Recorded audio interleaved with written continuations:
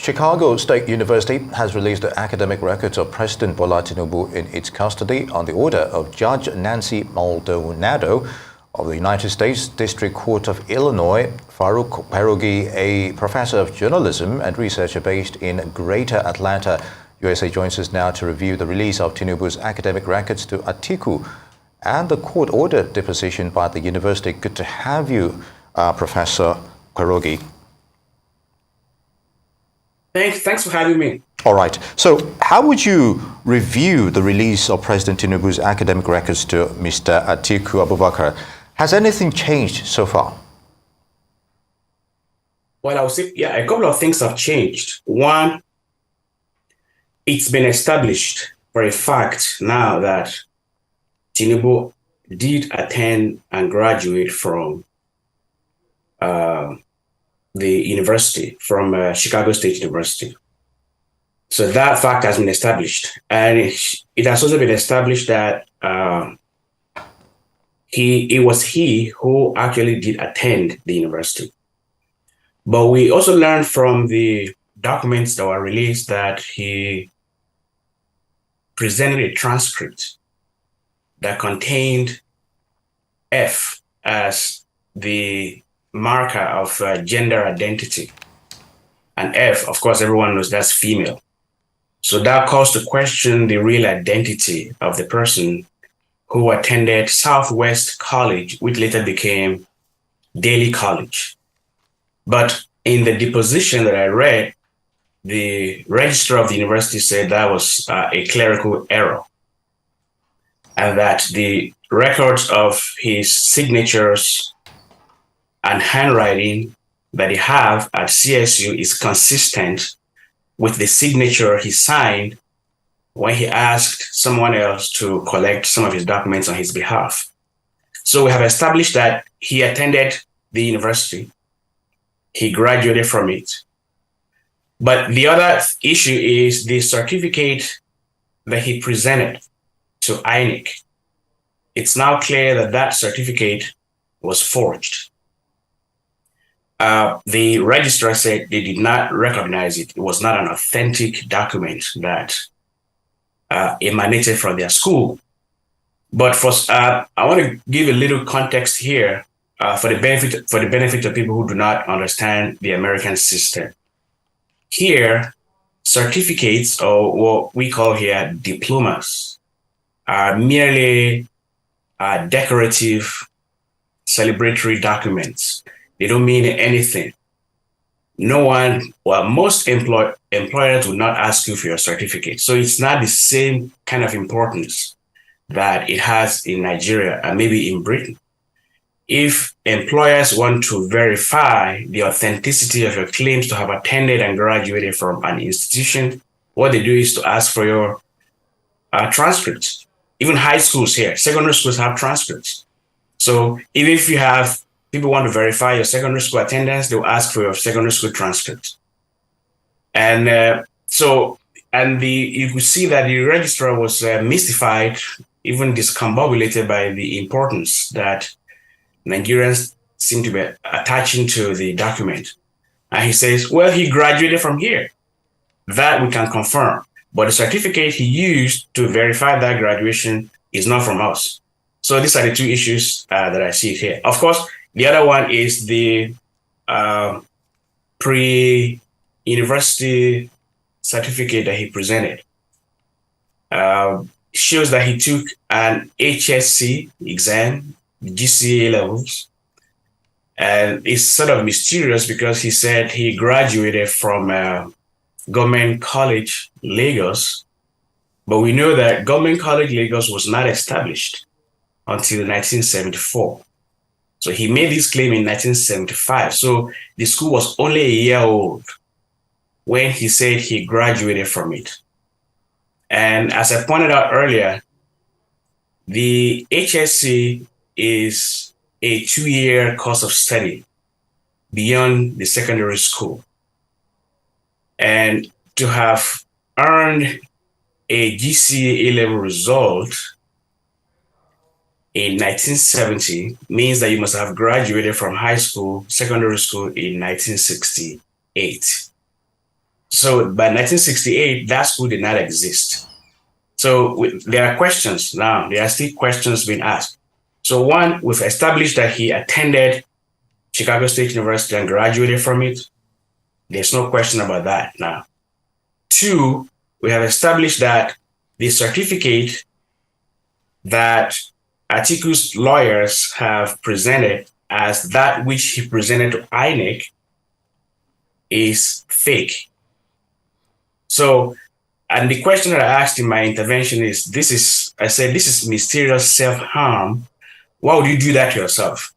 I graduated from a college, from a university, it's certain, I'm not making that up. But then the certificate that I used to justify this legitimate and true and valid claim is fake. Why would you do that? And I prognosticated, I guessed that he must have lost his certificate. And instead of applying for it, waited until the last minute and realized that to get a replacement certificate would take up to 10 weeks. Because I went to the website of the Chicago State University and I realized it costs just $26 to ask for a replacement, but then it takes between 8 and 10 weeks for you to get it back. So if you're doing that at the last minute, you might realize that, well, you can't get it. So a lot of things are being muddled here, which is, does the fact that he forged the certificate invalidate the legitimacy of his claim that he attended university? No. So these are completely different issues. It's like I graduated from the school. It's certain that has been established. But then these are, of course, different cultural issues. If he were in the United States, no one would ask for his diploma. They would ask for his transcript. And the transcript, you don't provide a transcript directly as a student. You write to your university to direct them to release a transcript to the people who are asking for it. That's the way it works here. So no one directly gives that evidence to whoever is asking for it. You have to waive your right to conceal your academic records because there's a rule called FERPA. It's a federal law that says no one can have access to anyone's academic records unless that person expressly permits it or if the courts force the university to do it. So if you ask, if an employer asks for your records to verify or validate your claims to have graduated from a high school or a university, you have to write a form. You have to fill out a form to say, okay, release my documents, it's me. And if you don't have a signature, because it's not possible to write a signature, your social security number will verify identity. So that's the way it works. Now, thank you so much for that detailed explanation. Before the documents were released, the president, through his lawyers, had tried to block the release, saying it will cause them severe harm and that it will not be admissible in the ongoing petition against him in Nigeria. But I'm wondering, what impact, do you think it will have any significant impact on the appeal at the Supreme Court that Atiku Abubakar has filed, especially when you consider the way the Election Petition Tribunal ruled in the first instance? Well, not being a lawyer, I can't speculate as to how the Supreme Court is going to rule on this. We have a Supreme Court that is not predictable, that does not respect precedents, that is mysterious in its judgments. So it's not an exercise that I'm prepared to partake in.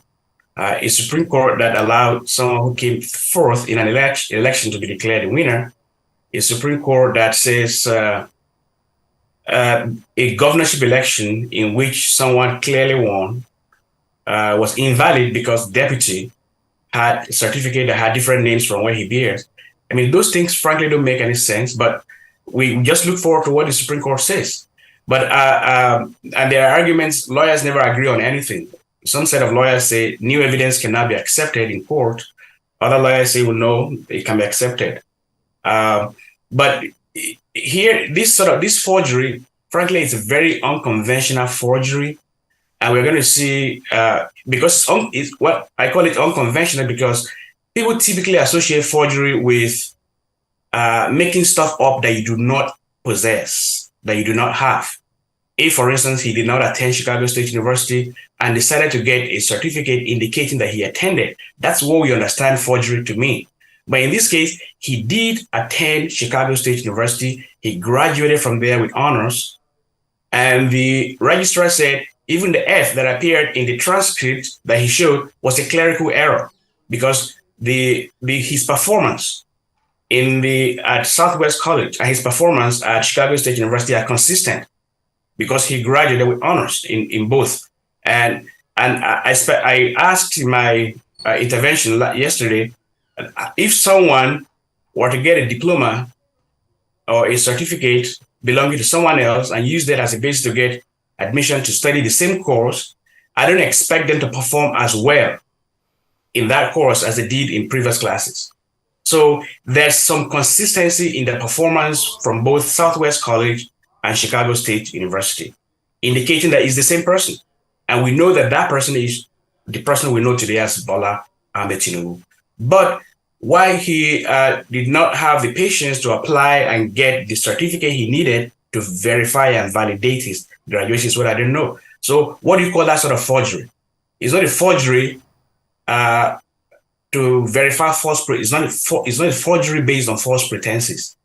It's forgery based on carelessness, overconfidence, maybe I think the predilection to just do things, without care, without thought, without preparation. That's what that strikes me as. So the Supreme Court is going to debate what kind of forgery this is. So there's both the spirit and the letter of the law. The letter of the law says if you forge a document, you should be disqualified. But the spirit is, what does forgery mean?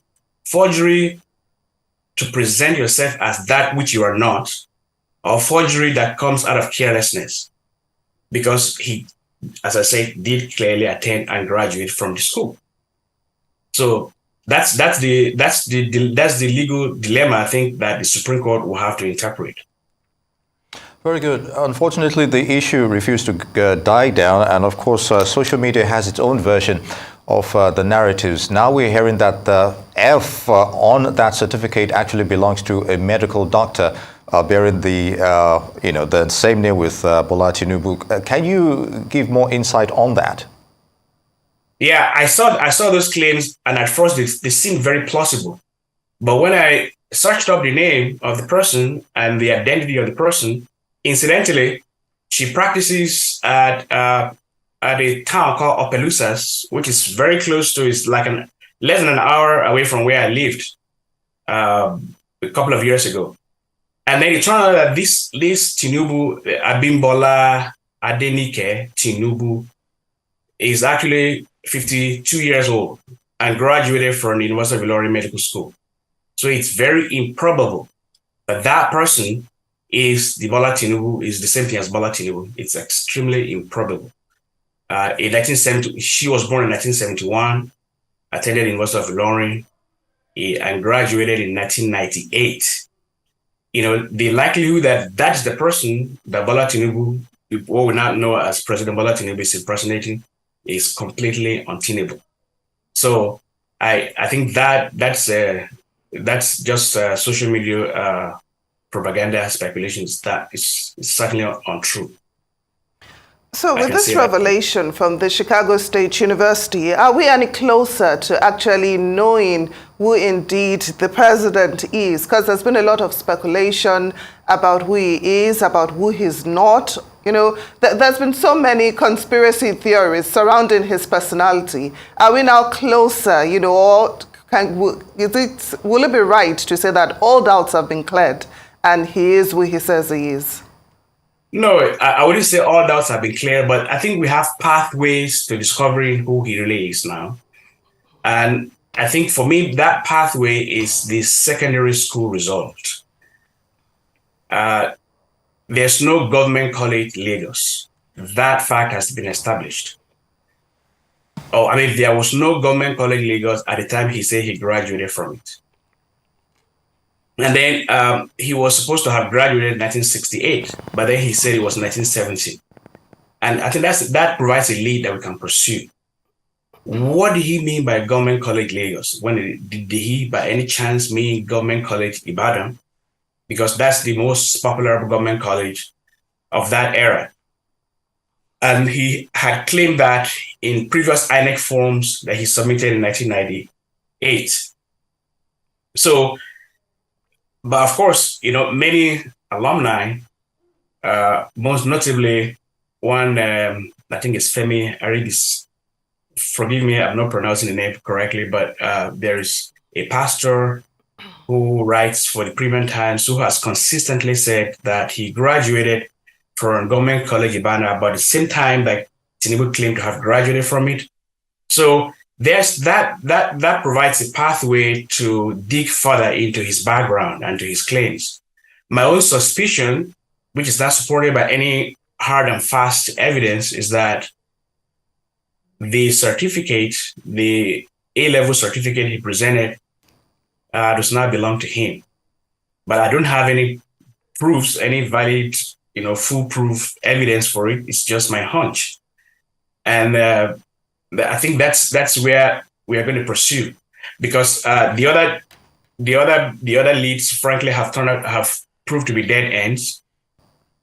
Because for the registrar to say under oath that they are convinced that he was not female, although F appears on his transcript, and on that same transcript there are so many clerical errors. The U.S. Social Security numbers are written 3 numbers, 4 numbers, 4, and then you have 2 numbers in the middle, and then 4 numbers at the end. But on that transcript, the middle numbers were 3. And when I initially saw it, I said it's impossible to have Social Security numbers with that kind of numbering system. That does not happen here. From the very get-go, when Social Security numbers were established, the format has always been 2 numbers in the middle. And to have 3 numbers there, as I thought, suggested a fakeness, but it turned out that it was real. So that transcript itself has problems, not just the F. And as you can see in that transcript, the record for high school was blank. The date is completely nonsensical. It has just the month and the year. And so many other things were wrong with that transcript. But of course, you have to remember the time. This was in the mid-70s. And so many things were off. So I think there's a little wiggle room here. If these other errors exist, why do you think the F says anything? Why do you think the F is valid? If the Social Security number has an error, the high school is blank, the date itself is wrong, why is the F right? You have to agree that all these other things are right to insist that the F being there is an issue. So, and the registrar says that they believe that he was a man when he was at Chicago State, and went to Southwest College, which later became Daly University. And he did take exams, qualifying exams. And the qualifying exams was in English, math, and reading. And he was there physically as a man taking the exams. So there are all kinds of issues there. It's still a little murky who he really, what happened there. But for me, it's I'm satisfied that this man swore under oath that it's the same Bola Tinubu who was at Southwest College that came to Chicago State University and graduated from it. So I don't know what the Supreme Court is going to say about that. But yeah, these are my thoughts. All right, very good. Finally, do you think this will give any leverage to Mr. Atiku Abubakar, politically regarding his current bid to have his elections, progresses during the tribunal? And of course, this is not the first time the former vice president will question every other politician regarding their credentials. Remember, a few years ago, former President Jonathan also went under this same, scenario as well. And of course, the court here gave him succor. Briefly, what do you think of this scenario for him as well? Yeah, well, as I said earlier, I cannot predict how the Supreme Court is going to rule. But what former Vice President Atiku Abubakar has succeeded in doing, from my perspective, is to hold President Bola Tinubu to account, to beam the searchlights on his identity and his credentials. So even if he doesn't win the legal war, I think he has won the moral battle. Because whatever happens, even if the Supreme Court does not overturn Tinubu's election, he's been wounded almost irreparably in moral terms. But you're right that this is not the first time the certificate issues have cropped up. Even Buhari himself, his secondary school result was the subject of a lot of disputation until he finally got someone to get Cambridge to release his result, and has satisfied some of us who had questioned it. Good luck, Jonathan himself. I was the one who went out of my way to get people from the University of Port Harcourt to look at the records of doctoral dissertations written between the 1980s and 1990s. That's when I saw I saw a record of his dissertation there. I saw the title. I saw the person who supervised him, the number of pages he wrote. And I was asking in my column at the time, why in the world he was keeping that away from the world? Because there was a Freedom of Information Act request to get the records. The university refused. He himself refused. And then it raised this cloud of suspicion that his doctoral dissertation or his doctoral degree was fake. So, I mean, it's almost always that way. People tend to not want anyone to pry into the privacy of their private records, academic records, for any number of reasons. Maybe I can understand that they think that, that there's a phenomenon called apophenia, which is the tendency to see patterns and information that don't even exist. Obama was told, for instance, that he wasn't born in America. He gave all kinds of birth certificates to prove it, including his live birth certificate. But a huge percentage of Republicans to this day do not believe it. They look at the document and say, did you see that letter there? Did you see the number in this? Did you see the edges, how they are? That's fake. You'll always find, and then, so there's a human tendency to want to give comfort to your prejudices, to confirm your biases, and that sort of thing. So evidence in that does not really work. People want to confirm what they've always known. So because of that, most people are reluctant to let you have access to their documents. And I think Professor Kperogi, so sorry to interrupt you, but we're completely out of time. Thank you so much for joining us on Newsday.